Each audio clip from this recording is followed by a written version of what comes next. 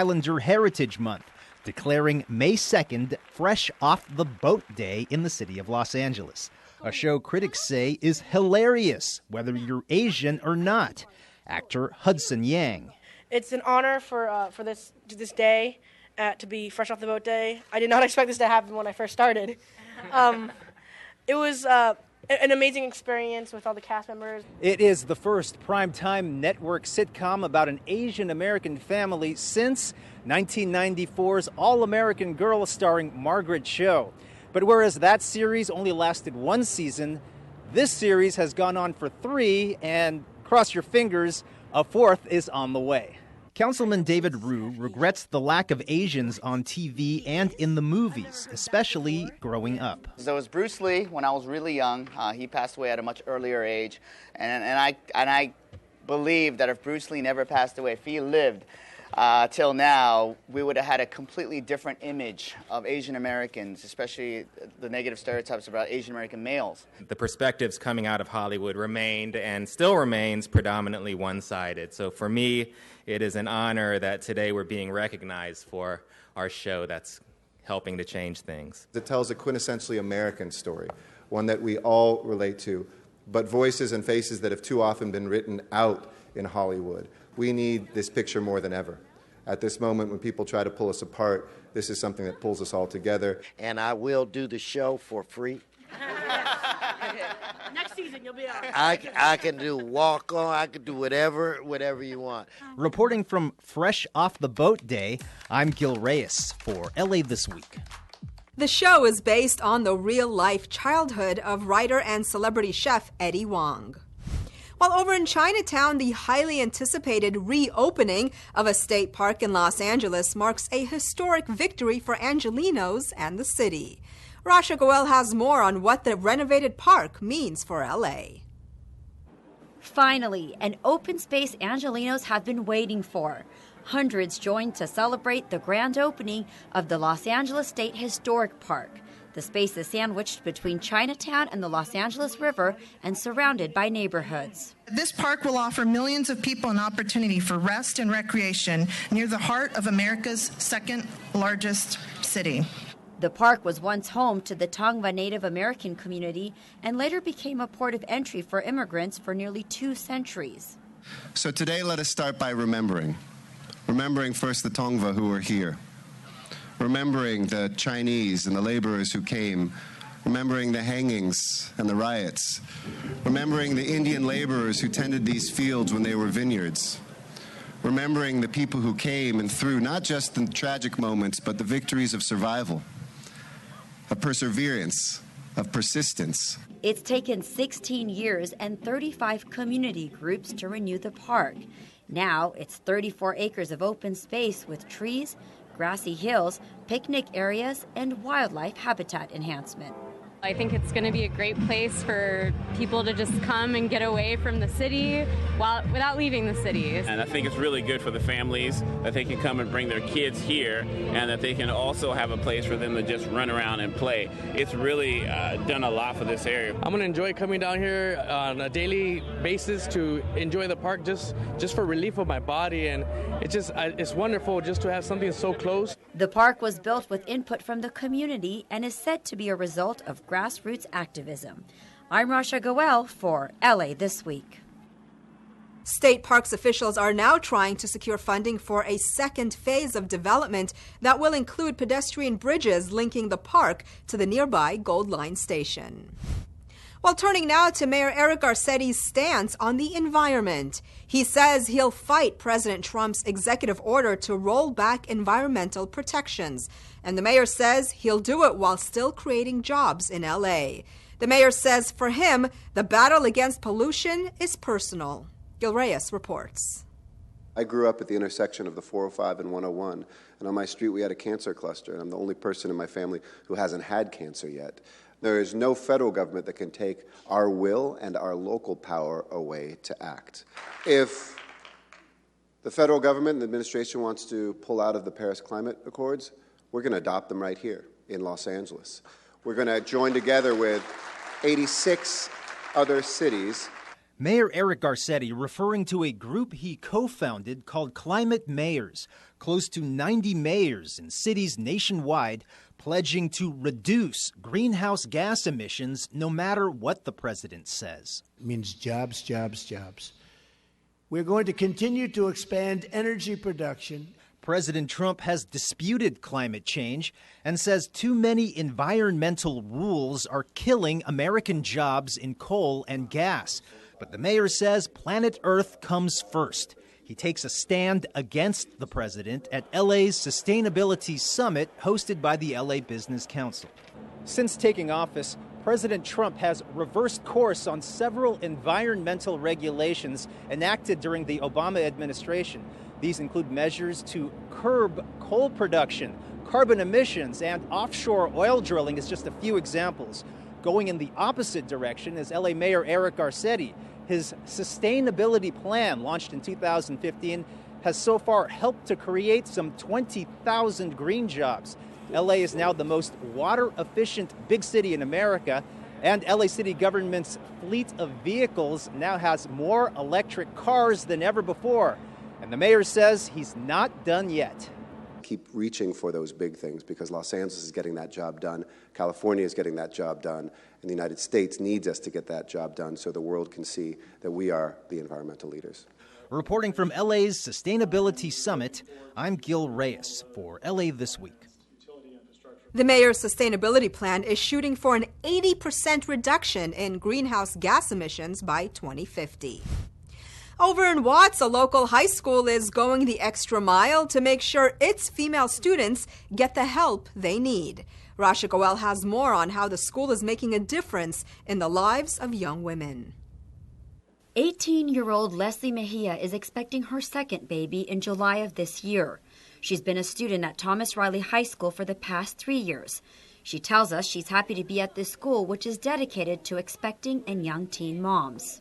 They guide you through how to be a parent, basically. And then, like, all the things that they give you, the programs that they introduce to us, and, like, it's just a really helpful school, and they understand you, you know. She is among the many students between the ages of 12 to 24 at Thomas Riley High School that hope to still fulfill their dreams. They come to school from 8:15 to 1 p.m.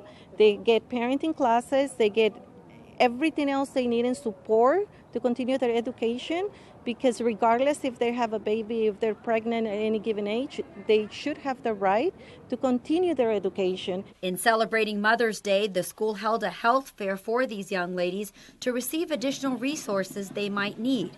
They also received a special gift from Councilman Herb Wesson, who's been a supporter and had some inspiring words to share. Well, you got to keep going to school, get your education. Any obstacle that's put in front of you, you can get over it, under it, around it, or through it. A lot of the times they don't know what they're going through, and by them talking to someone, they will find some kind of help, or at least we can guide them to a doctor or something. I spoke to a few girls here who told me they enjoy coming to a school like this because it's a place where they feel safe.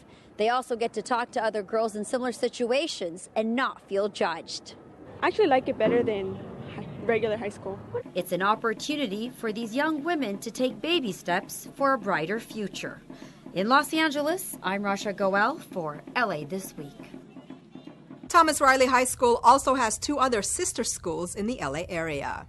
Well, just down the street from Thomas Riley, an all-boys Catholic high school continues to beat the odds as its students set a new 10-year record for academic excellence and hold a commitment ceremony. Anna Marcos has more. It's a little like athletic signing day for the smart kids. And boy, are the graduates at this college signing day enthusiastic.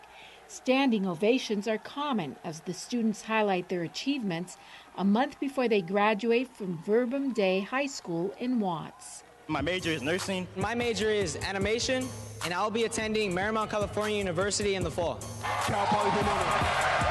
I plan on majoring in culture, politics, and political economy at the one and only Georgetown University. I really wanted to get into, politics because a lot of people in my community don't understand it and don't know how to connect. Right now, my people feel like they don't have a voice, and basically I want to be their advocate. Here's a statistic to be proud of. 100% of these grads get accepted into college, most of them into four-year universities. And that's a remarkable achievement in an area where about 50% of high school students drop out. And I want to major in biology and hopefully double major in theology on a pre-med course. Now that's ambition, and Carlos Herrera, class valedictorian, has plenty of it. All the students are bred for success, with a corporate work program that allows them to go to school 4 days a week and work one day to help pay the tuition while getting real-life job experience. They also learn something extra along with the 3 R's, a college prep course that gives everyone a shot at college. I think that we are rewriting the narrative for students in the inner city communities. And there are some amazing kids that live in this community. There are some motivated kids. There are some kids who are going to be our future leaders. Hitting the books paid off for Carlos Rivas Jr. He's earned a $40,000 scholarship as he heads for a career in aerospace engineering. I feel proud. I feel so emotional because he's going to graduate from high school and then go to college. I'm going to make her proud. These students have already made lots of people proud. In 10 years, not one graduate has failed to get a foot in the college door. I'm Anna Marcos for LA This Week. School staff say getting in may be tougher than other schools, but they rarely turn anyone away due to grades if they are committed to change and to the program. For more information, visit the website on your screen. Well, have some free time and love books? Well, the LA City Library needs you. As Gil Reyes shows us, people of all ages are making connections through volunteer opportunities. Well, that's great. Then we remember each other.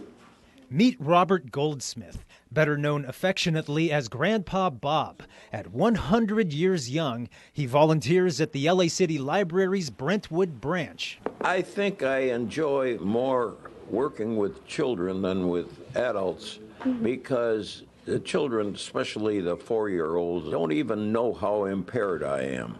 So they think I'm normal, and that makes me feel real good. Hey, look at this one. Grandpa Bob is a storytelling and reading, or STAR, volunteer.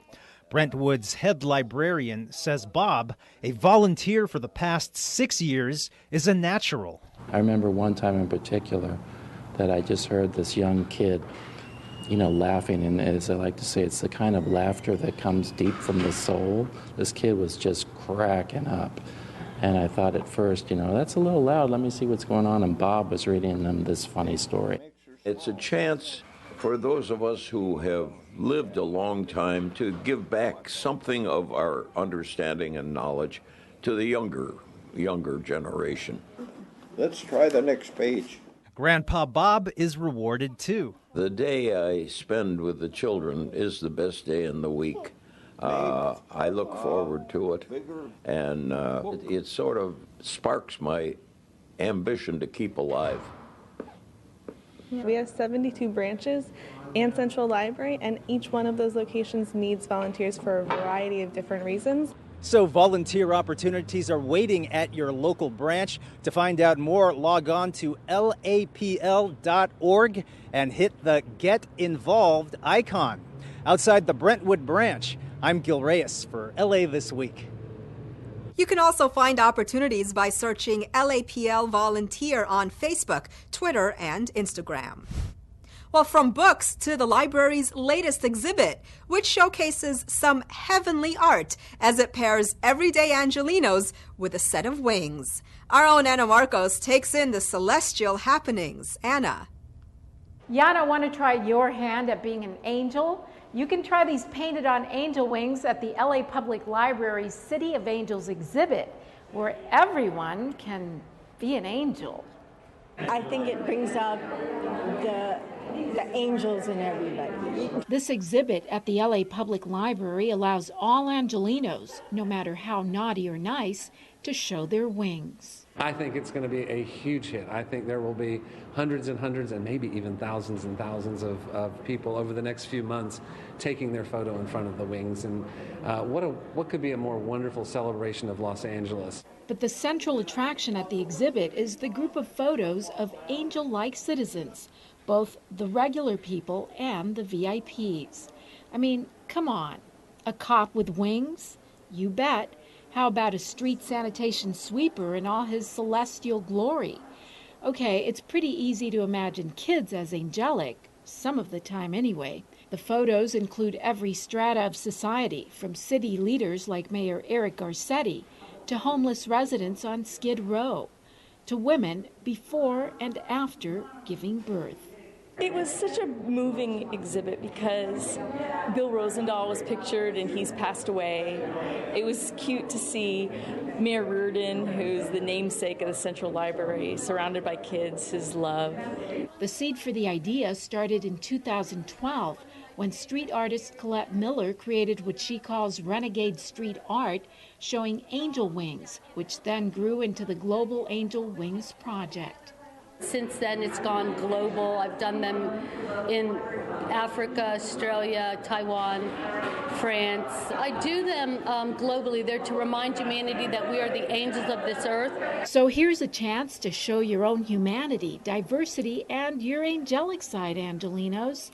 The exhibit runs through August 27th. I'm Anna Marcos for LA This Week. And when you visit, don't forget to post your angel wings on social media under the hashtag #ShowUsYourWings. While the city moves one step closer to permitting unapproved housing units, Mayor Eric Garcetti gets personal about his experience with homelessness, and another park kicks into high gear with brand new soccer fields. All these stories in City B. The Los Angeles City Council voted to approve an ordinance which will help boost the city's affordable housing stock at a time when the city is facing a severe housing crisis. The unapproved dwelling unit ordinance will safely permit previously unapproved housing in multifamily units, while requiring property owners to put an equal amount of affordable units at the same location on the market. Mayor Eric Garcetti took to the stage at the Los Angeles Theater Center for a special edition of the Moth Story Slam, a community program that promotes connection through personal storytelling. This event shed light on LA's homelessness crisis by giving storytellers a platform to share true-life tales about homelessness. The mayor, along with 10 others, shared 5-minute personal stories on the theme of home. The mayor talked about the connection he felt with one formerly homeless individual as he helped move him into his new home. The City of Los Angeles Department of Rec and Parks, along with Councilmember Paul Krikorian and the Bureau of Engineering, cut the ribbon to celebrate the grand opening of 3 new state-of-the-art synthetic turf soccer fields at Whitsett Fields Park in North Hollywood. Officials say an estimated 5 million gallons of water will be saved annually with the 3 new synthetic fields versus natural turf fields. I prefer to see the kids in our community, in our soccer fields, doing soccer rather than being at the neighborhoods, doing things that they are not supposed to be doing. The Oscar-winning love story La La Land pays tribute to some of LA's most scenic spots. But this time, it's the city honoring the filmmakers during La La Land Day in LA. Gil Reyes has more.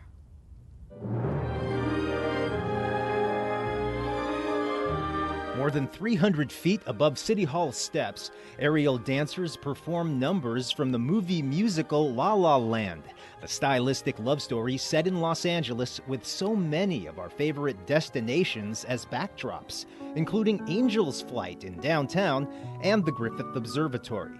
On hand for what's officially La La Land Day here in the city of Los Angeles are Oscar-winning director Damien Chazelle and producer Jordan Horowitz. And Damien had this crazy idea that he wanted to make a musical romance that was a love letter to Los Angeles, and we were young and we decided we were just going to kind of shoot for the stars and try to make it happen.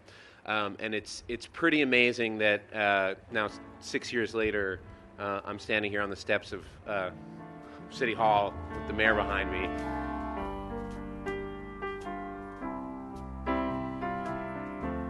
Mayor Eric Garcetti performing City of Stars. The song made composer Justin Hurwitz a 2-time Oscar winner for Best Original Song and Score. So many of the musicians who played in the score grew up in LA and were part of the club scene or the LA music scene, their whole lives. Other ones were the best musicians in their own cities and then flocked here.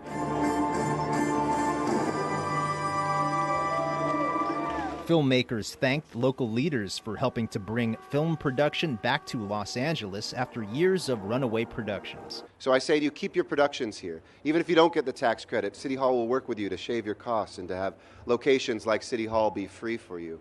And to be able to make sure that the vision that you have in your heart of a story that you want to tell can be told in the very best place on the face of the earth, right here. And the film's worldwide appeal is expected to further boost LA's already impressive tourism numbers. You figure last year, 47 million people visited Los Angeles, the 6th straight year of record-breaking tourism. Outside City Hall, I'm Gil Reyes for LA This Week. Well, summer tourists and film fans will also want to visit Watts Tower and downtown's Grand Central Market. Both are prominently featured in La La Land. Well, if you love DIY projects, then you'll appreciate all the creative handmade zines on display at the latest LA Zine Fest. Let your hair down during a bohemian country and music fair, and salute our military during a Battleship Iowa Memorial Day celebration. All this in this week's Things to Do. The 6th annual LA Zine Fest is back. Celebrating self-publishing and DIY culture in the community, this year's fest will feature over 200 zinesters, writers, illustrators, comics creators, photographers, and more, selling, trading, and sharing their work all in one place for one day. Zine Fest will be held in the basement-level exhibit hall of the California Market Center in downtown LA on Sunday, May 28th. For more, visit lazinefest.com. Get in touch with your bohemian side at the 44th annual Topanga Days Country Fair and Fundraiser for Topanga's Community House. Over the years, Topanga Days has grown into LA Bohemian Rock Music Festival and has become so much more than just a fundraiser. It all takes place Saturday, May 27th through Monday, May 29th at 1440 Topanga Canyon Boulevard. For more, visit topangadays.com. Come celebrate Memorial Day at the Battleship Iowa. Enjoy an opening ceremony, then stay for a fun-filled day of activities including live music, DJ, food trucks, vendors, military vehicles, sailors bar, and more. The event honors the men and women who have served and continue to serve the U.S. It all takes place Saturday, May 27th at 10:30 a.m. at the Battleship Iowa located at 250 South Harbor Boulevard. And that's a look at some things to do. Well, that's going to do it for this edition. I'm Yana Kane from all of us here at LA This Week. Thanks for joining us. A reminder that you can catch us online at lacityview.org. You can also follow and like us on Facebook. We'll see you back here next week for more of LA This Week.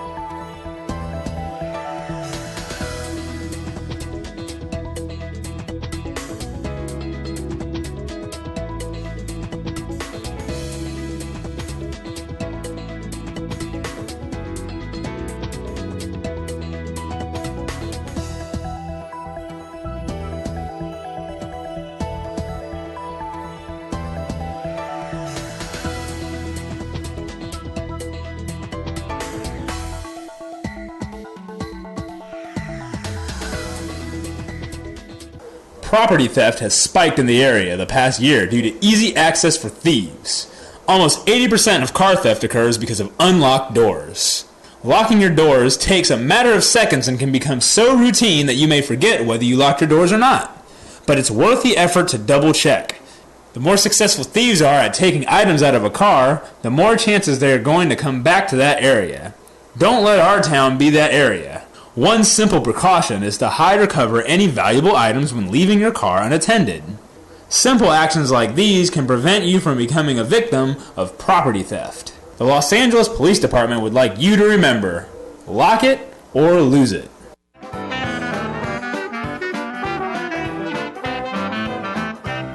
Hi, I'm Kevin from Chatsworth, offering you a taste of New Orleans since 1986.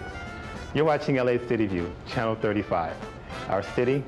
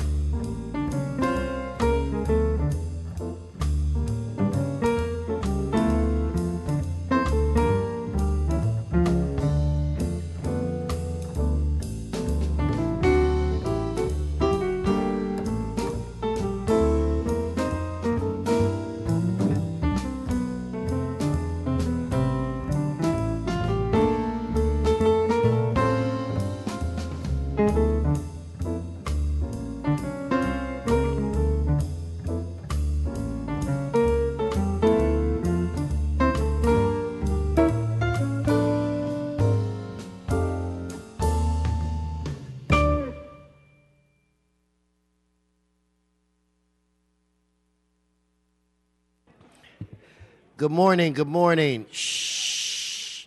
Today is Tuesday, May 23rd. I want to welcome you to your Los Angeles City Hall and your Los Angeles City Council.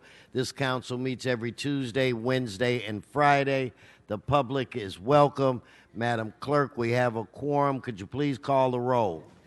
Blumenfield, Bonin, Buscaino, Cedillo, Englander, Heristason, Weiser, Koretz, Krikorian, Martinez, O'Farrell, Price, Rue, Wesson. 10 members present and a quorum, Mr. President. Thank you very much. First order of business. Approval of the minutes. Buscaino moves, Cedillo seconds. Continue. Commendatory resolutions for approval. Rue moves and Koretz seconds. That brings us where? Mr. President, today is Tuesday and time for the flag salute. Okay, I'd like to ask everyone to please rise for the salute of our flag. I'll lead us today. Put your right hands over your heart.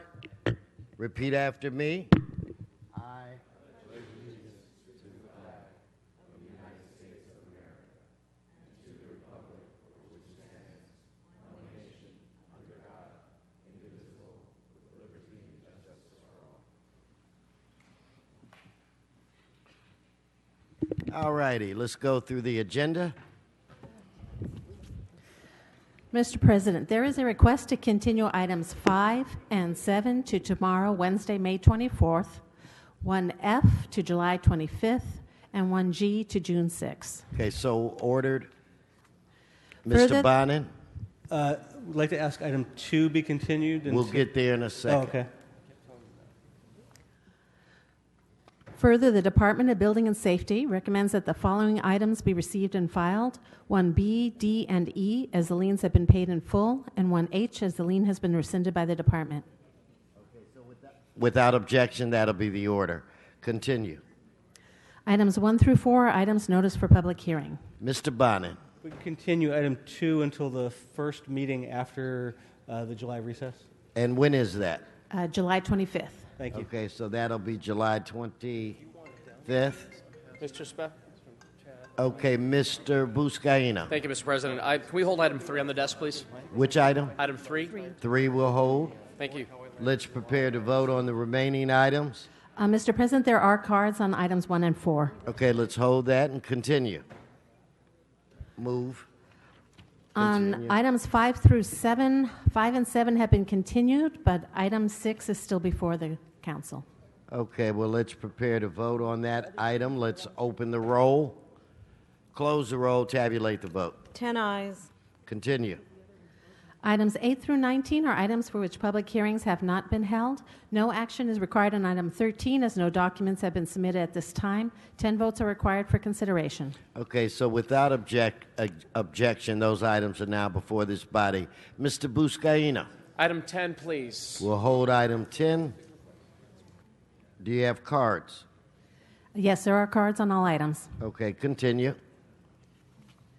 Mr. President, that takes council back to presentations, items called special or general public comment. Okay, let me defer to Mr. Blumenfield at this time. Would you like to begin? So the floor is yours.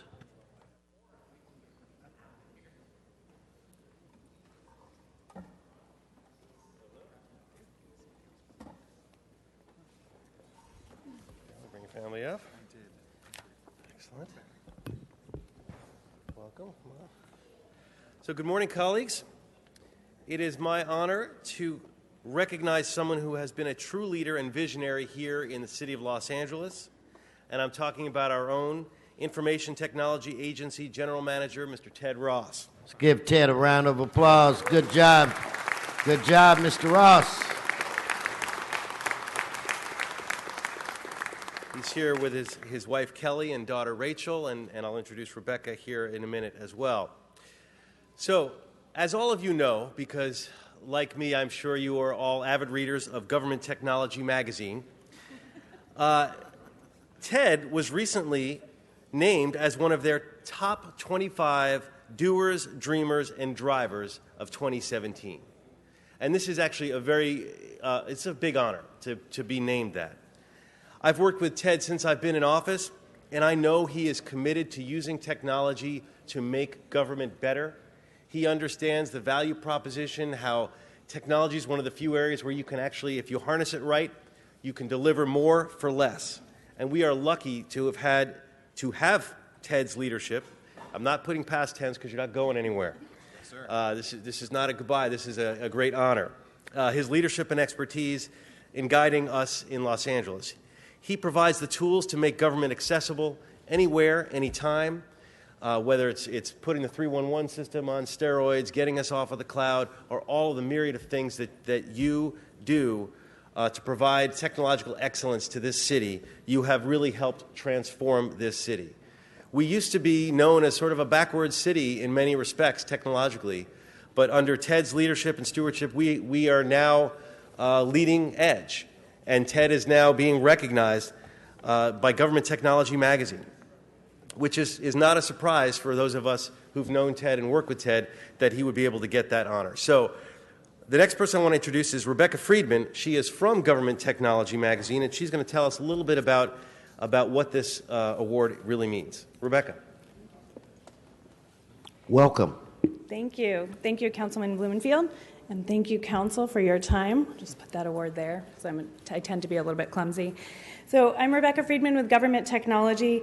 Each year, Government Technology awards 25 individuals and teams across the country who've had a significant impact on government technology and innovation across the country. Our top 25 doers, dreamers, and drivers, as we call it, truly the unsung heroes of government. And some of those in the past who've been awarded include the IT team from President Obama, as well as innovation teams across the country. Under Ted's leadership, as Councilman Blumenfeld mentioned, Los Angeles has been now at the forefront of technology. In 2016, Los Angeles won the Center for Digital Government's Digital Cities Survey. Ted has driven programs like Zero Vision and Women in Tech. He's also worked to build out the 311 system, and he always has citizen customer service and citizen services at the front of his mind. He always wants to do his best to serve Angelenos and to represent what it is to be an Angeleno. So it's my honor to present this award to him today. Take a photo.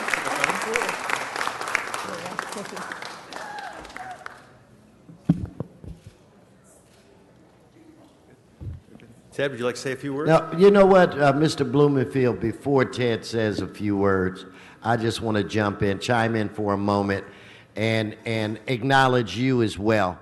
I view both of you as a dynamic duo where it relates to City Hall, where it relates to the great city of Los Angeles, because you could see the changes in our technology when the two of you teamed up. And I want to congratulate Brother Ross for just always being there. Being in the technology field, I mean, as we are honoring you this very second, there's a group of folk in a room somewhere thinking stuff up right now. So by the time you get that award, it might be obsolete. That's right. But, That's right. But you stay, and your team, you stay on top of everything. And we were lax in that area. We were, even though we had some dedicated and hard-working people, but you've come in and helped us go to another level. And the last thing that I want to say, given how busy you are, it amazes me that you find the time to participate in a lot of the things that we do that are off schedule, off book, so to speak, where our Cycle LA program that you've been a leader in, you're at almost every event when we're out giving computers to young people throughout the entire city of LA, as we're trying to close the digital divide, as we're trying to make dreams become a reality. You're there. You're our biggest cheerleader. Your folk work hard. So I just have to congratulate you. I had met your daughter before. Today I had an opportunity to meet your lovely wife.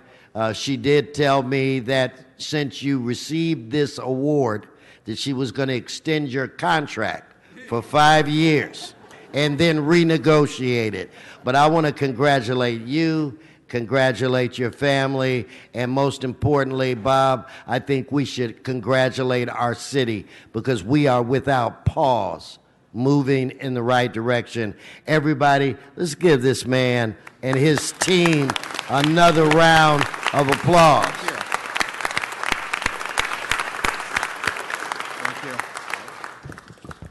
I think the council president said it very, very well. And if we're a dynamic duo, I will gladly be Robin.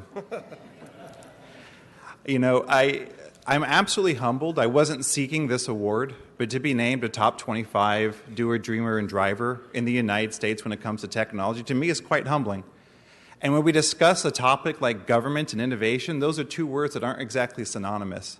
But the reality is, when you're doing technology in public sector, when you're delivering technology in government, you're impacting millions of people in their daily lives. You're impacting 100,000 plus businesses in LA. You're impacting 47 million people who are tourists who come through Los Angeles. That is real technology that makes a real impact. And we're very proud to be partners with our departments here. We see it's Public Works Week. Those are great partners that we have right here, as well as other city departments. And while I get the opportunity and the pleasure and the honor to be able to receive an award like this, the reality is this is done by the great men and women in the Information Technology Agency in my department, who, as you were saying, are busy working on the next item, are busy restoring servers before you know it, who are busy pulling cable, who are busy building applications, and are busy working on the next thing. Because in technology, there is no standing still. You are always moving forward. We're honored to be the 2016 #1 digital city. We have a lot of room for improvement. And so we know, as the council president said, that to be a true world-class global city, we need to be digital and connected and to leverage technology to make us more effective and to make this city more livable and safer. And so we acknowledge the leadership of council members here who've taken the time and the energy and put in the investments in technology. We acknowledge the leadership of our mayor, Eric Garcetti, and certainly Councilman Blumenfield, who chairs the committee of IGTCT, who's been a very valued partner and visionary himself. And so this is absolutely a shared award. I can't say I can get the recognition for it. Thank you very much. Mr. O'Farrell. Just real quick, Ted. Ted, I want to say that technology may become obsolete, but you never will. And Ted is a constituent. Ted and his family are constituents in the 13th District. And I would like to think that my coaching you in gymnastics 29 years ago had something to do with your successful trajectory in your profession. It taught me to be flexible. There you go. It taught him to be flexible. There you go. Yeah, Wilshire YMCA, 1988. Well, you learn something new every day. Let's give Councilmember O'Farrell a round of applause.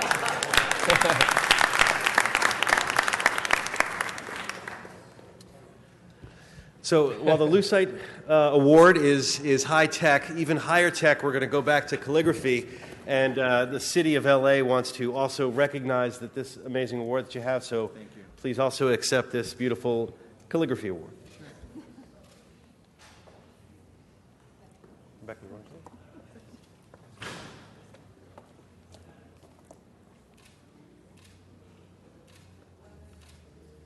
Cool. Thank you. Thank you very much. Sincerely appreciate it.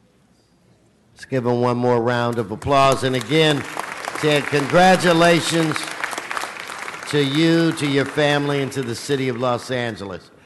I'd now like to recognize Mr. Buscaino. Wow. Oh, my God. She hasn't voted to entertain. The floor is yours, sir. Thank you.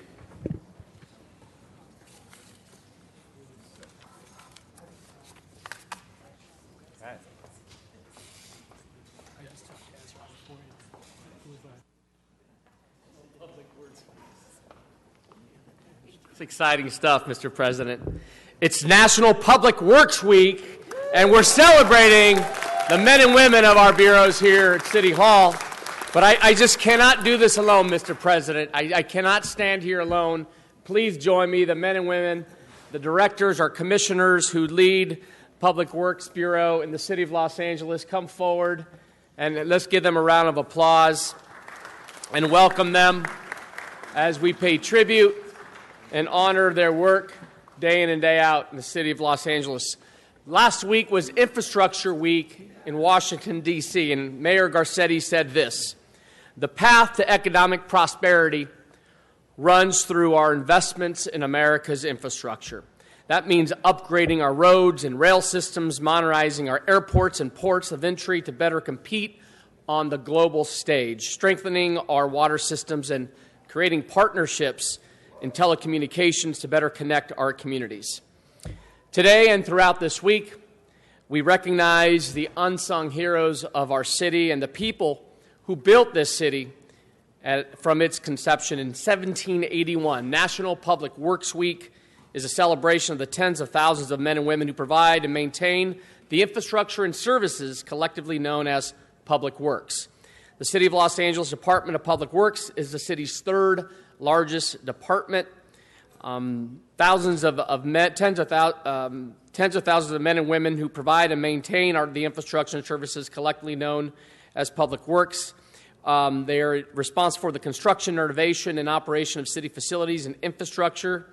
The city's department's 5 bureaus, contract administration, engineering, sanitation, street lighting, and street services, build the city's streets, install its sewers and public lights, and construct storm drains, public buildings, right-of-ways, and service facilities. And right here in the City Hall Rotunda, there are images of air, earth, fire, and water painted on the ceiling, representing the essential pillars of human survival and civilization.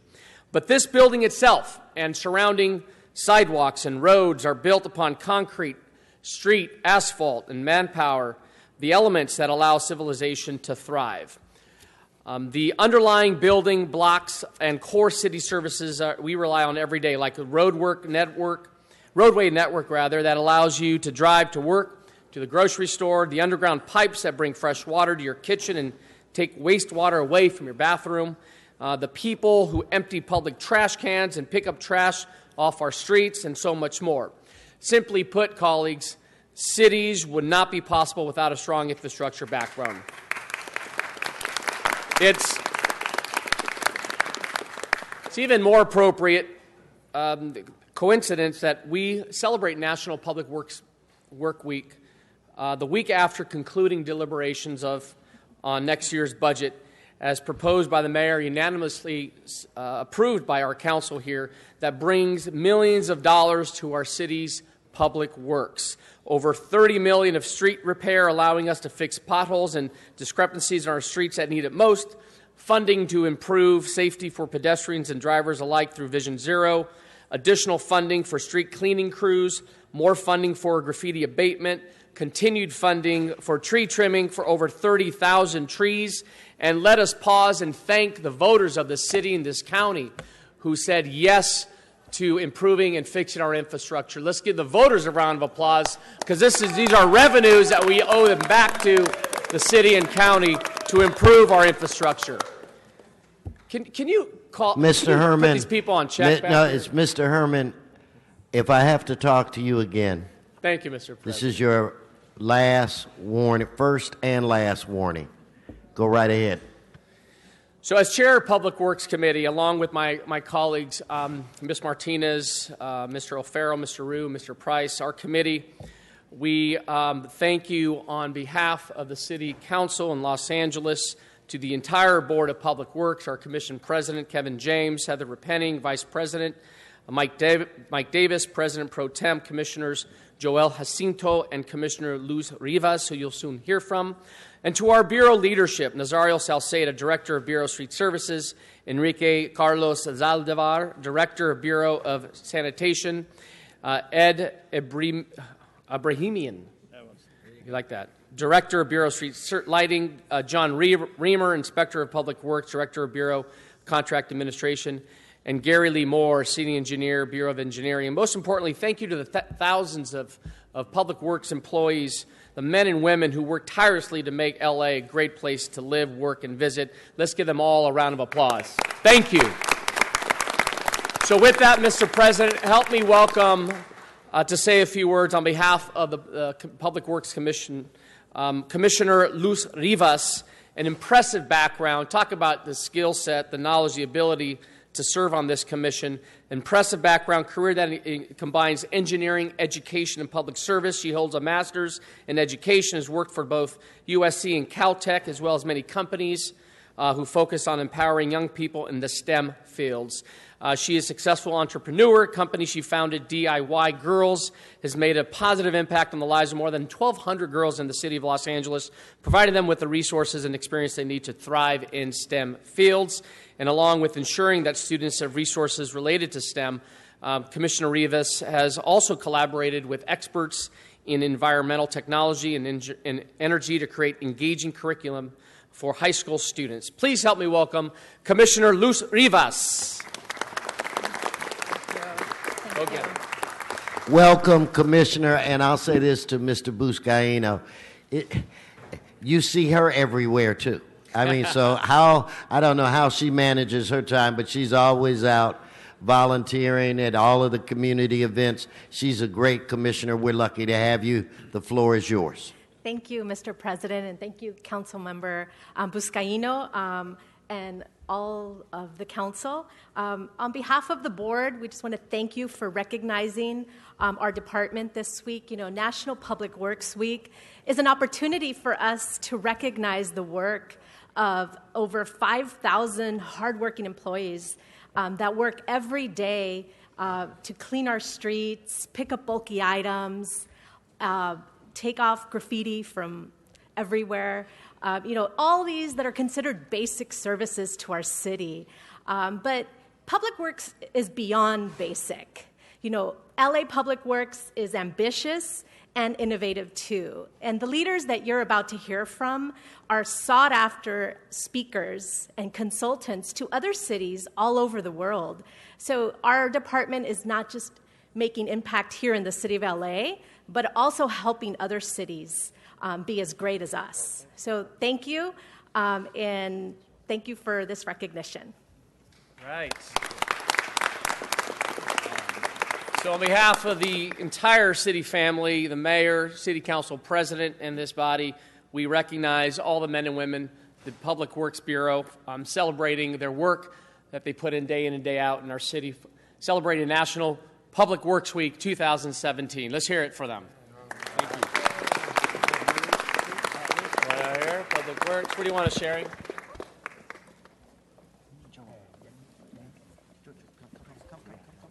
Come on, big group hug. Yeah, get the word out right.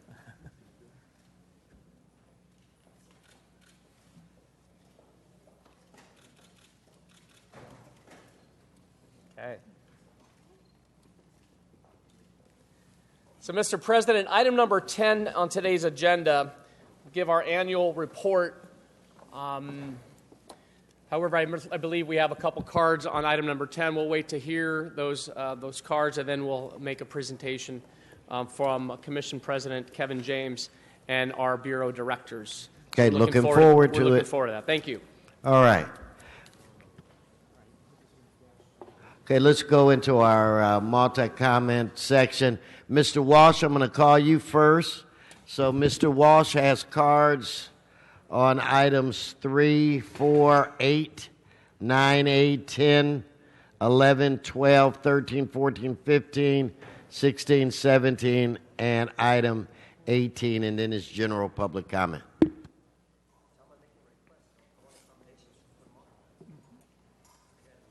Thank you. You do an excellent job. You run it according to the rules. When an Englander comes in, he runs it according to his asshole rules. You do a good job, and that's hard for me to say, but you do a good job when it comes to following the rules. I don't like the rules, but we'll see. We have a lawsuit. But in any case, what we're dealing with, number one, this is building and safety. You do a good job with building and safety. Number two, this is vacating a right-of-way. Number three, 35 pipelines, electrical line franchises. Remember, the city hands over the pipelines to these corporations. But when there's an accident or explosion, the city takes the blame. And look at the companies, Chevron, Dow Chemical, Pacific Pipeline, Phillips 66. They're not going to tell you these. Those are the people who run the pipelines that are falling apart, and it will destroy your neighborhoods, your Jewish neighborhoods west of La Brea, because they don't know, the pipelines don't know where the Jews live. And incidentally, my great-grandfather is a Hungarian Jew.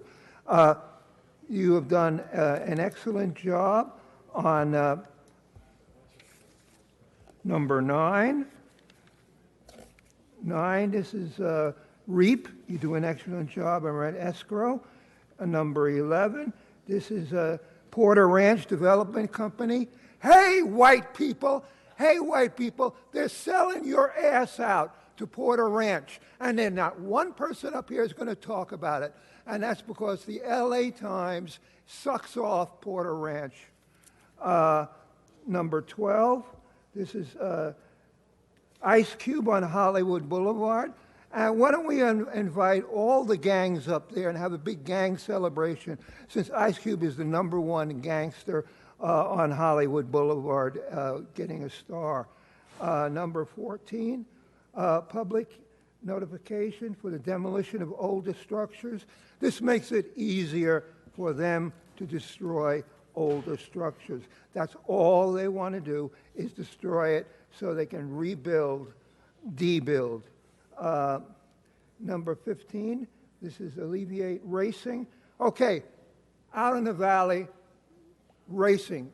People are murdered, they're killed, and make sure you don't kill any white people, because it's okay to kill blacks and Hispanics and Asians in street racing, but not white people. White power. I don't have to say that. Let's give him his minute. Okay, thank you for the minute. Now, Friday, May 15th, Mike Hernandez was at the he was standing here. All of a sudden, the fire alarm goes off. Nobody does anything. Watch the tape. Watch the tape from a week ago Friday. No one does anything for minutes. We all could have been burned to death because Hollywood, this building, City Hall, is a fire trap. Finally, a PA system came on. All I could tell, it was in English only, because if you're Asian and Korean, they don't give a syphilitic rat's ass whether you live or die, and the same thing for Hispanics. And then number 16, this is $50,000 from Paramount Corporation. This is a payoff so they get anything they want on a violation of law. Thank you, Mr. Walsh. Now, if I could pull up Mr. Previn on my screen. Mr. Previn. And Mr. Previn, you have items 8, 10, 11, 13, 15, 16, 17, 18, and 19A. Thank you, sir. It is Eric Previn from CD2.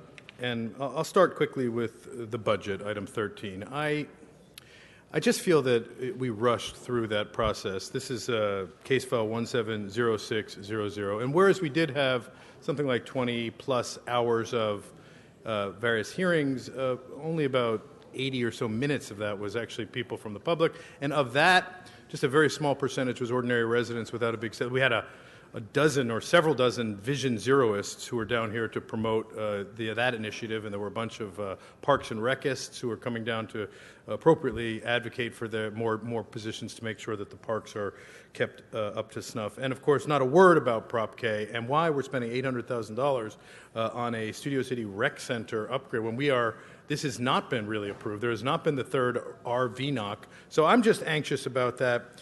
It's $9.2 billion, but there's another $25 billion in other stuff that gets siphoned out. Item number 15, the previous speaker mentioned the street racing. I'm not for putting speed bumps in the road. That's an interesting test. We can stop people from speeding, but by putting those bumps, people who don't speed, it damages their cars. And those who don't drive around in giant SUVs like the mayor can't stomach that kind of regular wear and tear. So test that in your own backyard, but not in the folks' streets. O'Farrell is taking $50,000 from Paramount. I know you're thinking, wait, didn't you just rebuke O'Farrell and City Watch for not returning the Masaborski donation? Yes, I did. And yes, he is taking $50,000, but he's going to appropriately administer it to a consultant. So that makes us feel good. Not really. I mean, that's upsetting. Item number 17, we have Vision Zero signs going up in Tahunga, Sunland. The neighborhood council apparently has been dosed with something to allow them to agree to that. These are the same group who were protesting the bike lane. They're in a little clutch over there with Buscaino, Marquis, Harris Dawson, and Bonin strategizing. We don't know why. Item number 18, the Reseda Art Walk is finally getting considered a citywide special event. Not sure why that is, but kudos to Mr. Englander for pushing that through, ramming that in. The equestrian staging area at item 11 up at Porter Ranch, we are going to provide that it can be near the 118 as usual, but the sneaky part is we're extending the agreement with the Porter Ranch Group for 4 years. So kudos on burying that under an equestrian nonsense point. And item number 8, we have in my district, CD2, Krikorian is establishing a signage district at which we got something like 2-3 acres or maybe but we're going to be able to see digital signs finally in our neighborhood. I thought that was a hotly contested issue. Have we already approved that in principle? I mean, I think people in the neighborhoods don't love it because it's, distracting. And finally, number 6 is the Metro. We already voted Civic on Center Mr. 6 task on force. item 6. So You let's wanna give vote him on his it? minute. You wanna Let's give vote him on it his now? minute. Okay, fine.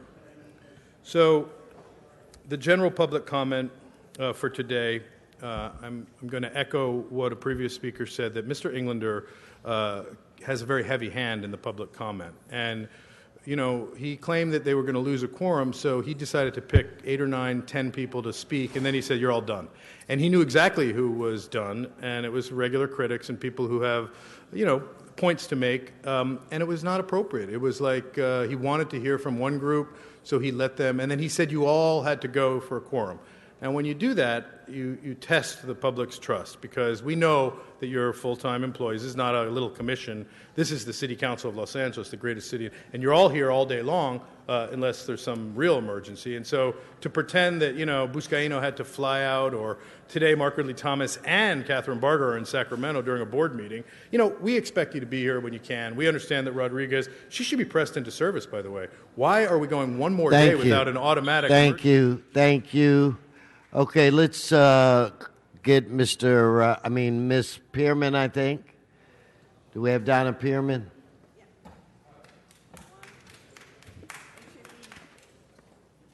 I did my best to put in one, so 1, 12, 16 in public comment? 1, 12, and 16, yes. Yes. Okay. I'm Donna. You have to pay these liens so you can bring in even more revenue for refugees, fund our sanctuary city, and the chronic homeless, along with the gas tax and Prop M, HHH, and S. This is a cash cow. Let's bankrupt the people. Yay! Oh, boy! Yeah. More liens. Make more liens. 1 lien, 10 liens, 100 liens more. Make more liens. More perk liens. 110, 1 lien, 10 liens, 100 liens more. So that's just a cash cow, and they just want to hurt the people, which is not very good. Let's go over to number 12. So, here we go. Yeah, the star to put a gangster on the Hollywood Walk of Fame. I don't believe in having Ice Cube on there. And you need to, we don't take about taking care of the President of the United States, Donald Trump star. That's a shame. Hollywood Walk looks really bad, and then we need to clean it before we get any more stars. It used to look so nice. We need to get it all set up looking really nice like it used to in Hollywood, and now put a gangster on the Hollywood Walk of Fame. And number 16 is the $50,000 for Paramount Pictures, who's put on the agenda by Garcetti's favorite boy, O'Farrell. What is Hollywood Trust Fund? I don't trust you, snowflakes, to get it used properly. Let the people in Hollywood use that money. I trust them over trusting you. So, And now I'd like to go over to public comment. Give her 1 minute. Okay, Donald Trump. Go ahead. Okay, Donald Trump must not make peace in the Middle East. He wants to make the art a deal that would sacrifice millions of lives, men and women, and will be the end of civilization. After that, the return of the Jews will be going back to Israel, a forced return. They will have no choice. Much as I back Donald Trump, I disagree with him in the Middle East. It should be peace for peace, P-E-A-C-E, not land for peace. They took down the temple 70 A.D. Christians owe that temple to the Jews. Jews don't have to believe in Jesus. We want to believe in a man of God, a man God. Not recognize a Palestinian state because it's a fake Palestinian state. It was never Palestine. We will fight to the death for Jerusalem and our homeland. The Jews, Israel belongs to the Jews, and if they have to, we'll have forced all the Palestinians out. Thank you. Okay, give me Mr. Herman and what cards he has. Mr. Herman. I think it's 3, 8, 9A, and 9A, B, and C, 10, 11, 12, 13, 14, 15, 16, 17, 18, and 19A. Yes, Mr. Herman. Mr. Chair, I'd like to thank you for the consideration of this time. Not like the tyrant Englander, as you must be praised for your... The speaker's off topic. Let's go, Mr. Herman. Ho, ho, City Attorney. CD2, Krikorian on item 8. What? Subject to the approval of the mayor? I'm against it. Fuck it. Then I go to item 10. Joe Blow's big presentation, but yet Wilmington and Imperial Highway, Rosa Parks, it's still a scumbag neighborhood. All because of you, Joe Blow. Thank you for Public Works annual report for the fiscal year. Get down there and clean Wilmington and Imperial and the Rosa Parks station. Then I go to item 11, dealing with the Dibble-Dwarf, the tyrant, Englander, who at Porter Ranch continues to allow the gas leak. And then I go to item 12, CD13, bitch, bitch, bitch. Under what cue? The installation of ice. Yes, we need ice to remove all the sanctuary cities and put Ice Cube's name where ice belongs, on the public sidewalk in a public right-of-way, so that Ice Cube can say in his next song, gently, fuck you. And then we go to item 13, white niggers. 14, consideration of SOB and relative to a public ratification notification for demolition of older structures. We need structures to house the homeless. There's one fucking idea. Get it, rookie? Then I go to item number 16, payoffs and free monies of O'Farrell. Well, I can't wait to see how litigation fares on this issue, O'Farrell. Return the money. Then I go to item 17, safety in the Zero campaign. An extension of 4 years?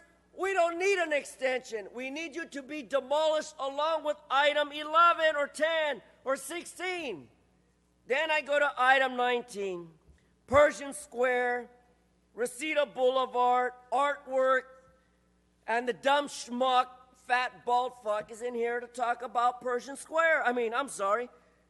Reseda Boulevard. Where is the Dibble Dwarf?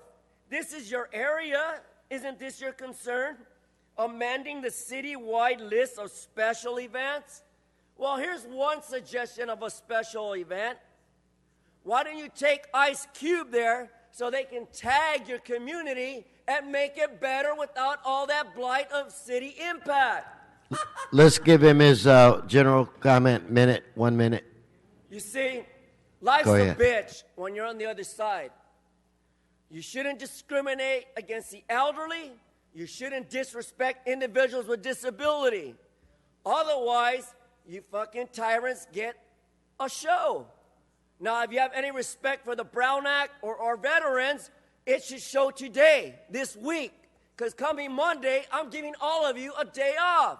and you should be thankful for that, with pay. So as John Walsh, Hollywood Highland, points out, don't be an asshole. Listen to your constituents and your stakeholders. Their concerns are more important than all the shenanigans that you pull behind closed doors. Transparency. So I'm not impolite, Mr. City Attorney. I'm only using intensifiers to show how fucked up you are for not respecting our rights as citizens and giving us provisions of accommodation. Thank you. Thank you. Thank you. Your time's expired. Okay, let's vote on some items.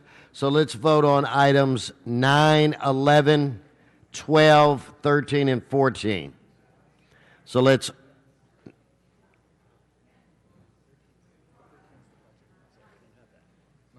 So we eliminate 13, so we'll go 9, 11, 12, 14. Let's open the roll, close the roll, tabulate the vote. 11 ayes. Now let's vote on 15, 16, 17, 18, and 19. Let's open the roll, close the roll, tabulate the vote. 11 ayes. Who do we have for general public comment?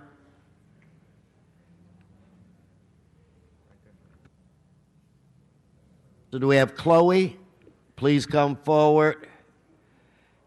Eric Bagdasera, Patricia Barrett, and Joe Jimenez. Yes, ma'am. Can I start? Yes. Hi, I'm Chloe Prentulis, a constituent of Councilman Mike Bonin. I'm an Airbnb host with a guest house, and I'm here today seeking fair regulation that appropriately addresses host circumstances. I feel the current ordinance is too restrictive for a property such as ours.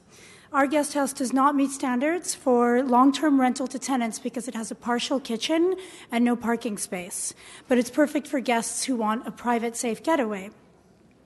Airbnb has helped us pay our mortgage during a long stretch of unemployment as my husband gets his startup off the ground, and it's allowed me to leave my stressful profession as a teacher and pursue my health and starting a family. We feel the proposed regulation is a blanket regulation that should not apply to people like us. The 180-day cap would drastically limit the income we are surviving on, and we also feel that prohibiting concurrent bookings unfairly limits our ability to earn on both our guest house and our house while we're traveling. We ask that you reconsider the proposed regulations to be more Thank sensitive you. to various... If I could have the next speaker, please. Hi, my name is Patricia Barrett. I live in the 14th District, and one of the reasons I came, and I see he's not here, is to thank Councilman Wazar for what he had said and the short-term actions he's taken towards helping homelessness in our community. And I hope the rest of you councilmen will do the same because it's necessary and we can take it up to the state. And I'm going to write a letter to the governor as well as the congressman and the Senate.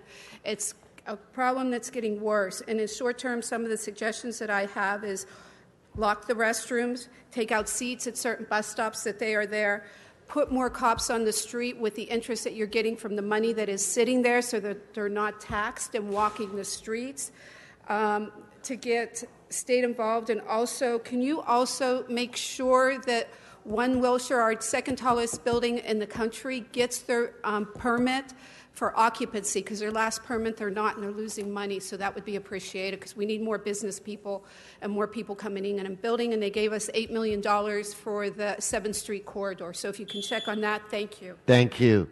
So Eric, are you here? And Joe? Okay, they're not here. So that concludes general public comment.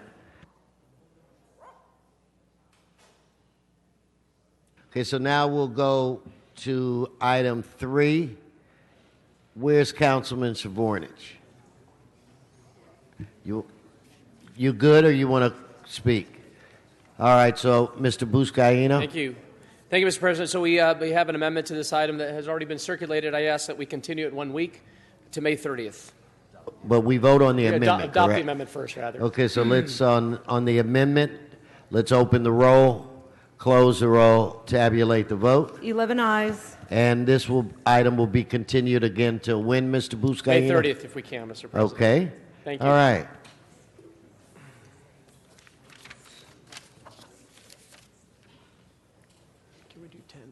We'll move to item 8.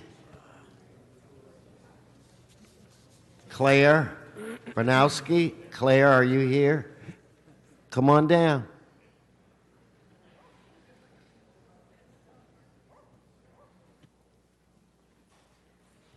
Claire Bronowski, Glazer Weil. I'm representing the applicant, just here to answer questions. Thank you. Okay, so now on this item, we thank you for coming down. We'll close the public comment on this item, and we'll continue this item until tomorrow, the 24th.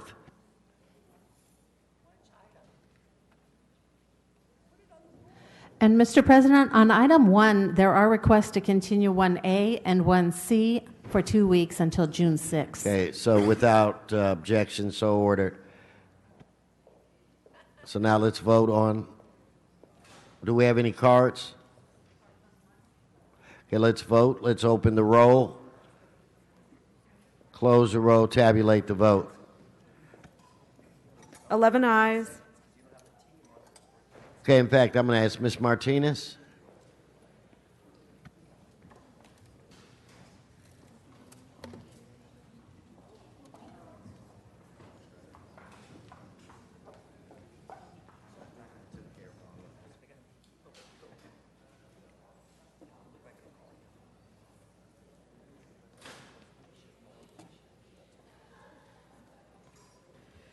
Okay, Madam Clerk, let's move on to item number 10. Mr. Buscaino, are you ready? It's a lovely tie, sir.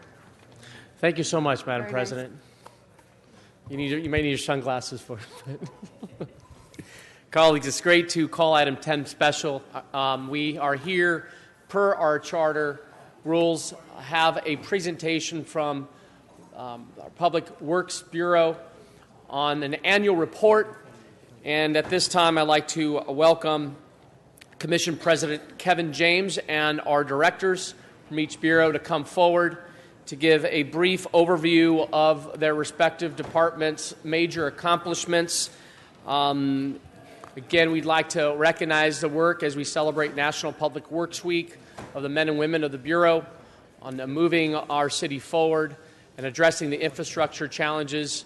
I do again want to thank our Board of Public Works Commissioners who are all here today. Thank you for your service to our city. So with that, Commission President Kevin James. It's all you. Thank you. Thank you, Councilman Buscaino, and thank you all for the opportunity to be here. We appreciate the partnership that our commission and our department has with each and every one of your offices. I would like to start with thanking Councilman Buscaino and the Public Works Committee for your support over the last full fiscal year, and it obviously continues today. The annual report is for the fiscal year 15-16, as we are still in 16-17. And I also want to thank the City Council and the Budget and Finance Committee in particular for your hard work on the budget under the leadership of Councilman Krikorian. That is a Herculean task, a monumental task, and we look forward to our next budget year. We have here with us today the nation's leading experts in their respective fields, and they will be speaking for just a moment or two about each of their respective bureaus. But as I provide a brief summary, I do want to start by saying that it continues to be a very incredible and exciting time to be in public works. I also want to mention that, of course, our former Commission Vice President, Monica Rodriguez, we're very excited she joins you on this body as Councilwoman Rodriguez very soon, and we look forward to working with her as well. So it's just an additional bridge between Public Works and the City Council and all of your offices that we look forward to. I'll start with, in 2015-16, our Bureau of Street Lighting, the installation of smart poles as reflected in the annual report. It reduces the need for street furniture for co-location of communication infrastructure. Very exciting at the Bureau of Street Lighting. At the Bureau of Sanitation, in April of 2016, the nation's most comprehensive street-by-street cleanliness assessment system was launched by the Bureau of Sanitation, and the Los Angeles Times, of course, in February reported on its success. The Bureau of Street Services in 2015-16, once again, second year in a row, an all-time high of 2,400 lane miles in pavement preservation. And again, the Los Angeles Times reported on the improvement of the Pavement Condition Index. The Bureau of Contract Administration in 2015-16 exceeded all requirements for local hires, disadvantaged workers, and apprentices who are local residents by double-digit percentages in 2 of those 3 categories. The Bureau of Engineering's projects awarded $229 million in fiscal year 15-16 in construction projects, creating 1,900 jobs. And the Office of Community Beautification, for the 4th year in a row, OCB increased the number of community requests serviced. With that, we'll go through each of our representatives here today in the order in which they are in the report, so it's an easy page turner for you. So we will start with Paul Roch from the Office of Community Beautification. Good morning, Paul Roch, Director of the Office of Community Beautification, which is a part of the Board of Public Works. Our primary goals are to work with community volunteers and nonprofit agencies to create a cleaner, a greener, and a more beautiful city of Los Angeles. We do this through a number of programs, but I'm going to highlight just a few of them this morning. The first one is the Graffiti Abatement Program. Office of Community Beautification oversees the contracts of 12 nonprofit community-based organizations that provide graffiti abatement services throughout the city of Los Angeles.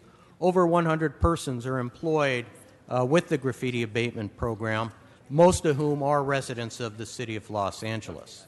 As reflected in the annual report last year, OCB contractors removed 27.8 million square feet of graffiti from throughout the city. For the current year, we're currently on pace to remove 31.5 million square feet, so we're looking at an approximately 18% increase in the amount of graffiti removed this year as compared to last. Last year, 55% of the graffiti abatement requests were completed within 24 hours. 65% were completed within 48 hours. For the current year, 63% of the requests are being completed within 24 hours, and 75% are being completed within 48, and we're looking forward to upping those numbers in the new or upcoming fiscal year. Beginning in January of 2016, OCB contractors also began servicing the communities of the city through the public right-of-way cleanup program as part of the Clean Streets LA project. These contractors provide litter cleanup, weed abatement, and other work cleaning along the public right-of-way. So far for this year, OCB contractors have cleaned over 4,000 locations, collecting over 111,000 bags of trash full of debris, litter, and weeds, again, from along the public right-of-way. And finally, the volunteer cleanup program. In fiscal year 2015-16, OCB coordinated and supported 306 volunteer cleanup efforts, supporting the work of over 22,000 volunteers who provided over 96,000 hours of cleanup and beautification to the various communities of the city of Los Angeles, providing an estimated $2.6 million worth of service. I want to thank each of the council offices with whom we partnered with over the past year on many of these weekend events, as well as the other bureaus within Public Works. And finally, what it really comes down to is those community residents and volunteers who come out early on Saturday mornings to clean up and beautify their own neighborhoods, taking pride in ownership of their communities. Thank you. Thank you, Paul. And from the Bureau of Contract Administration, John Reamer. Good morning, council members. John Reamer, the Inspector of Public Works, Bureau of Contract Administration. The Bureau of Contract Administration, we serve as your eyes and ears to maintain a transparent and consistent contracting environment. We operate under the notion that we like to make things better as we make lives better. We have 3 words that we use to govern what we do. It's quality, compliance, and opportunity. With respect to quality, with the projects that have been awarded through this board and permits issued, over 55,000 inspections were performed last year on private development work. Under compliance with respect to living wage and prevailing wage, ensuring that men and women are paid properly, we collected over $860,000 in restitution for these workers. The president of the board already mentioned the local and the disadvantage and the apprenticeship opportunities that are provided. What I will add to that is, under opportunity, over $7.6 million in wages and benefits were paid out to men and women because of your commitment to opportunities for those men and women who live in the city of Los Angeles. 70,000, scratch that, 70 million in contracts with respect to local businesses, verified local businesses. They benefited from working on contracts with the city of LA. And then under payments, we are very proud of the fact that those contractors that do work for the city of LA, specifically Public Works, over 77% of all the payments made, roughly 2,000 payments, were made in 15 days or less. And that just speaks to the partnership that we have in this department with engineering and our Office of Accounting. Lastly, the Office of Wage Standards opened its doors under that fiscal year, and next year we'll be providing you more information. So we welcome and thank you for the opportunity to serve in the city. Thank you, John. And from the Bureau of Engineering, our city engineer, Gary Lee Moore. Good evening. Good evening. It's still good morning. It just seems like it, right? Time flies when you're having fun. Good morning, Gary Lee Moore, city engineer. It's a pleasure to be here. In fiscal year 15-16, we completed 143 projects, and I won't go through each and every one of them, but I will just mention a few. We finished Machado Lake Phase 1, and it worked extremely well in this rainy season this year, saving trash from polluting our lake and into the ocean. And we're excited to be out there with Phase 2. That'll be just in a few weeks to celebrate with you, Councilman Busca. Yes. We also completed the Los Angeles Police Academy replacement training facility and renovation project. This $34 million project is key, we know, for public safety. We have the best officers in the entire world, and we know they needed a world-class training facility. These buildings were also LEED Silver. Finally, we completed 3 pools, the Central Pool, the Hollywood Recreation Pool, and the 109th Street Pool. We know as we come into the summer season how important pools are, and it was a real pleasure to work on these projects. And lastly, we regulate the public right-of-way, and I'm so proud of the entire team and their responsiveness to development and how they were able to turn around permits in the best times that we've ever been able to do. And so thank you for the opportunity to give you an update this morning. Thank you, Gary. And from the Bureau of Sanitation, the Chief Financial Officer, Lisa Mallory. Good morning, everyone. I'm delighted to be here to give you some updates on some of our items contained in here, starting with our digester gas utilization project, taking what was formerly considered a waste byproduct from the wastewater treatment process, and we are completely powering our flagship water reclamation facility using this digester gas and the cogeneration facility on site. It's through all the testing, it's entered into commercial operations, so we're very excited about that. Another update listed here is our Zero Waste LA, recently rebranded as Recicla, our commercial waste franchise program that's moving into the it's already in the implementation phase, but moving into customer switchover in July. And I love the focus we have on our reports here on our customers. As your environmental utility, we are lucky enough to provide direct service every single day to the residents and the businesses in Los Angeles.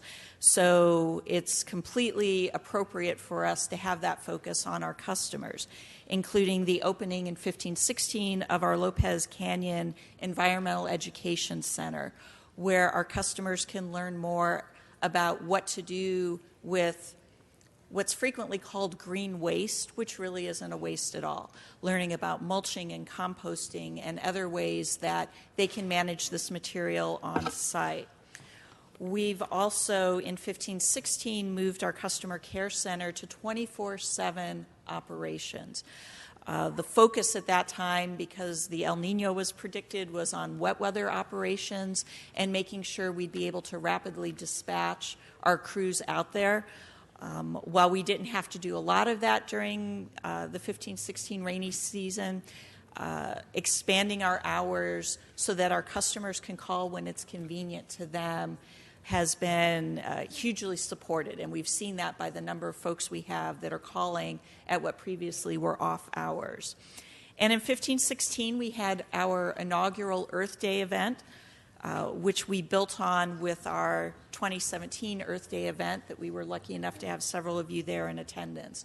And we foresee that becoming a real flagship event for us to reach out, to move around the city into different communities, and to take our message of environmental stewardship out into the community.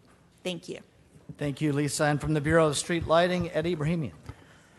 Good morning, council members. Eddie Ibrahimian. I'm happy to be here. It's our pleasure.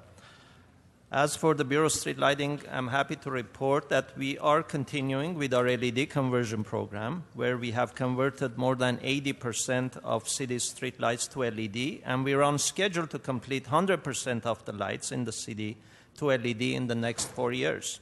And as you may already know, our dedicated crews continue to keep the lights on night in and night out.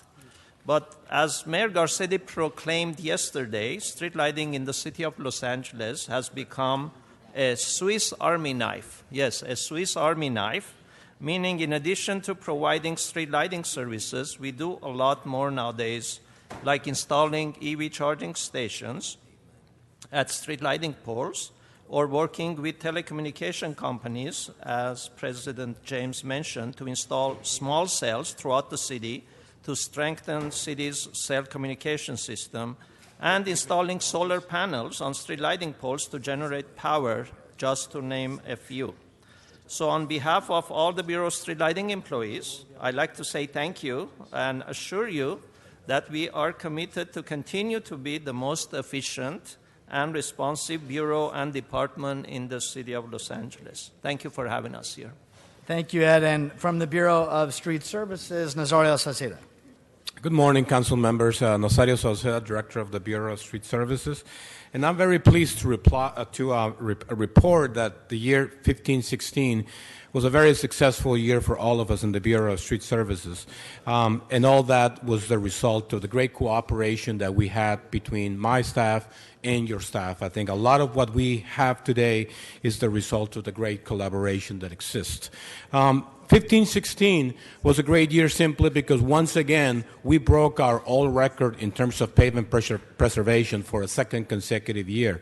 We completed 2,410 lane miles of pavement preservation. Just so you get an idea, that's equivalent to the distance between LA and Detroit. That's the amount of pavement preservation work that we did.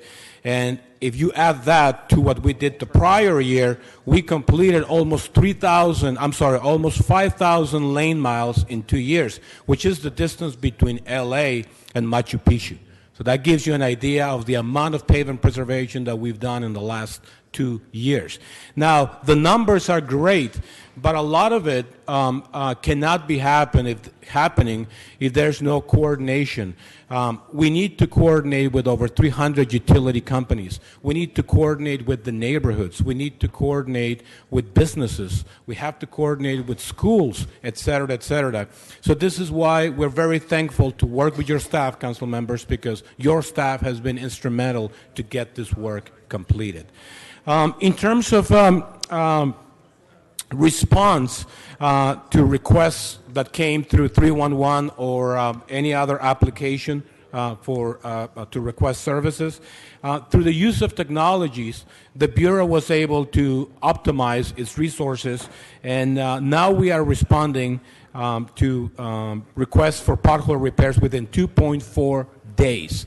When you go back 6 or 7 years, we were responding within 7 days. Now we are responding through the use of technologies within 2.4 days. Same thing for tree emergencies. As a result of the numerous windstorms that we had last fiscal year, we responded to approximately 4,000 tree-related emergencies, and we responded to those requests within 2.2 days, which is a historical high for the Bureau of Street Services. Lastly, in terms of accessibility and mobility, we were able to complete approximately 1,500 access ramps that made neighborhoods more livable where we were able to improve quality of life dramatically in every corner of LA, literally speaking, right?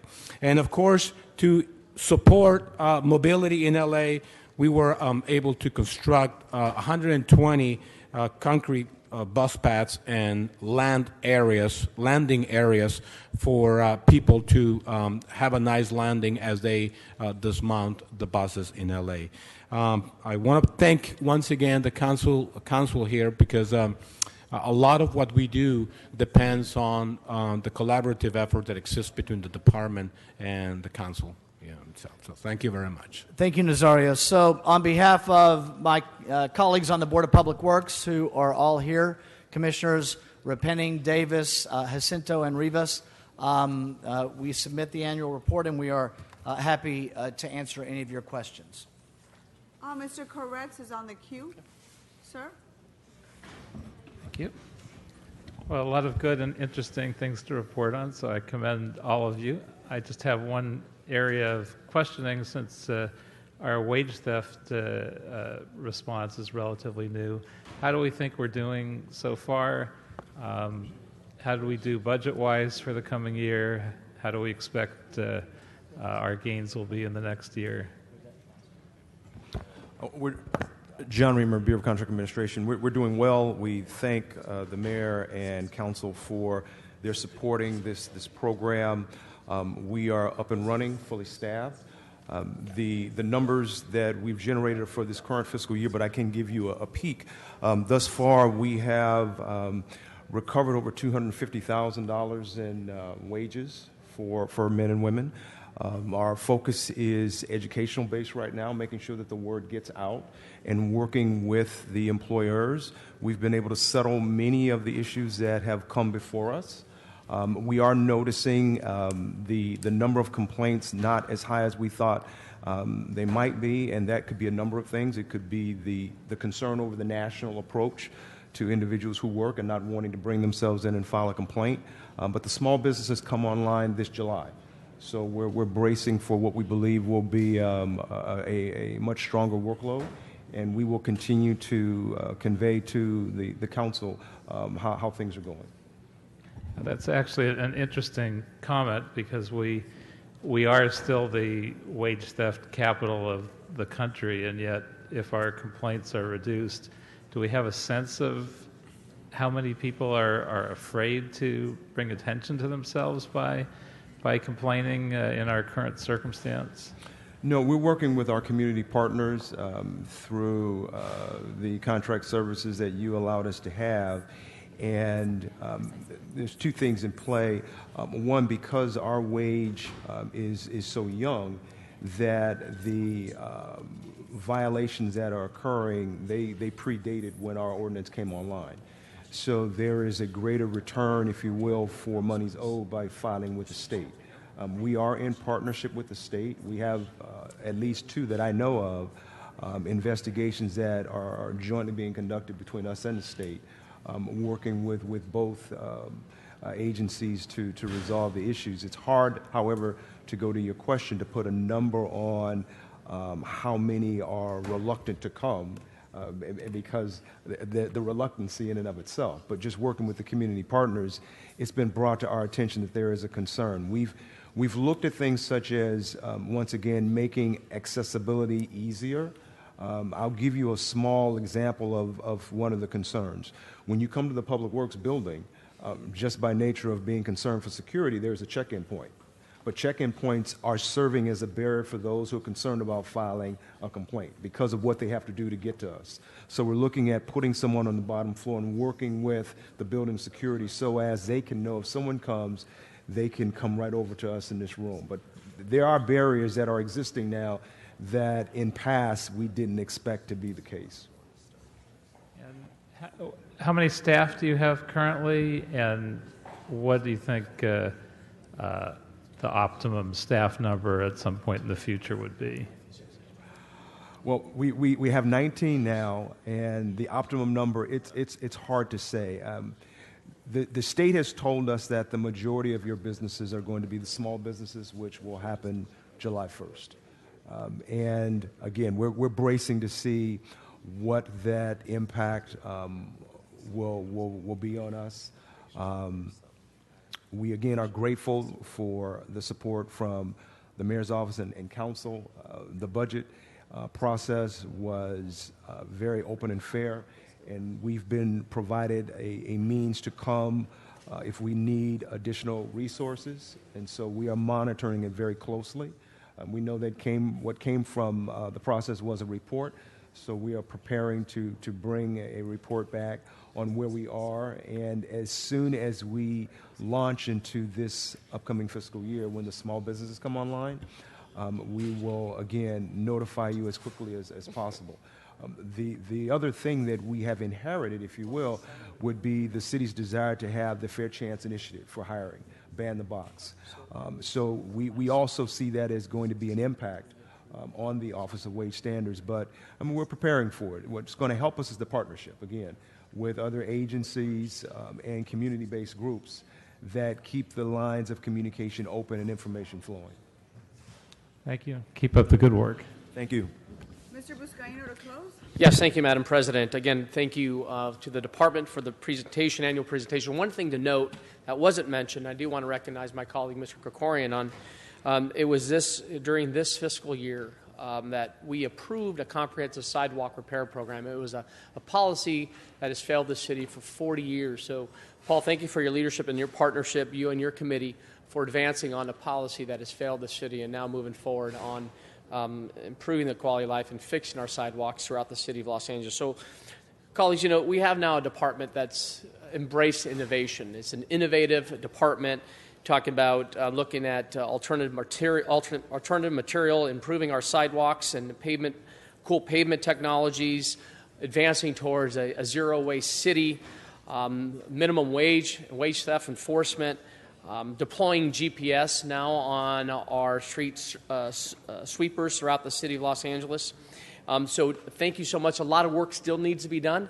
As you can tell, this is a huge department that deploys incredible resources throughout our city, and there's opportunities to create more efficiencies.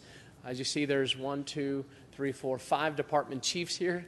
Let's be sure that we're talking to each other and coordinating, as Nazario indicated, and collaborating with the respective departments and that's what our residents deserve, and that's what they demand. So I appreciate your report and look forward to our continued partnership. Again, thanks to the members of the Public Works Committee for your leadership and commitment to moving our city forward. Thank you so much. Really appreciate your presentation. Thank you, Madam President. Thank you, Mr. Buscaino. Thank you, Councilman. That concludes members on the queue. Members, let's prepare to vote on this item. Let's open the roll, close the roll, and tabulate the votes. 11 ayes. Okay, that item passes. Item number 4 is going to get continued. Is that correct, Madam Clerk?